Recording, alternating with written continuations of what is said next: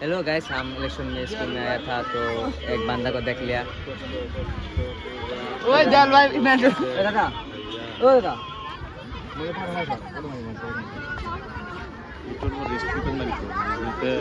দাদা আপুনি ইমান বিজি কিয়? মই হাৰিম সেইকাৰণে বিজি আছোঁ। কিয় হাৰিব আপুনি? মই মানে চাই আছোঁ মানে যদি জিকো হা মানে এই ফিল্ডটো অলপমান দেখাই দিয়ক, ফিল্ডটো দেখাই দিয়ক। চাইছেনে ফিল্ডটো এবাৰ? মানে মই মেজাৰমেণ্ট কৰি আছোঁ যদি জিকো এবাৰ হা মানে কোনটো মানে পইণ্টত বমখিনি ৰাখিব লাগিব, মানে বমখিনি ৰাখিলে যাতে যেন বমটো স্কুলৰ চালৰ ওপৰতো নাযায়, ইমান তাতে পুখুৰী আছে পানীতো নাযায়, ঠিক আছে।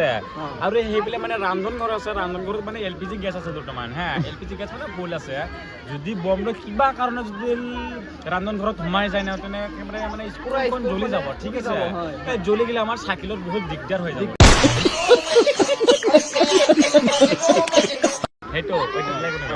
এইটোতে সেনেকৈ মাৰিছিল আৰু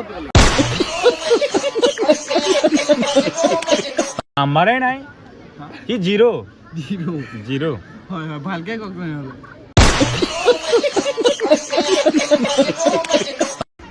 বেটা বেটি মানে দুটা হৈছিল, মৃত্যু হৈছে বোলে।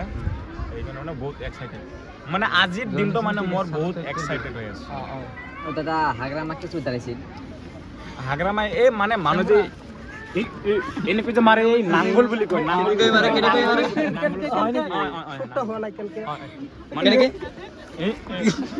এনেকৈ যে মাৰে এইটো ছবি।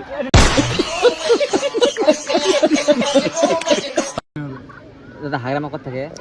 হাগ্ৰামা তাৰ মানে নহয় তাই এটা বক্স পালেং কিনিছে, ঠিক আছে, বক্স পালেংৰ ওপৰত থাকে।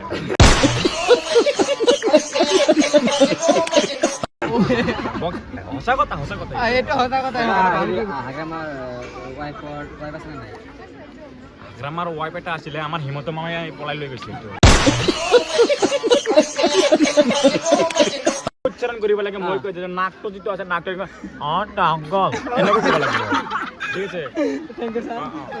ঠিক আছে, মানে মোৰ পাইখানা আছে, মই অলপমান